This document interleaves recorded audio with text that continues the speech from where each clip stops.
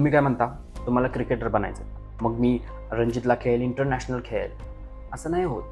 तुम्हाला पहिले गल्लीमध्ये खेळावं लागेल. गल्लीतली लोकं जर म्हटली तू छान खेळतोस, तर तुम्ही डिस्ट्रिक्टला ट्राय करा, स्टेटला ट्राय करा, रणजीत खेळा, नंतर IPL खेळा, नंतर मग इंटरनॅशनल तर खेळू शकता.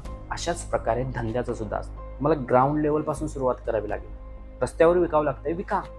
तिथून तुम्हाला समजेल की लोकांचे क्वेश्चन्स काय असतात, मार्केटमध्ये काय चाललंय.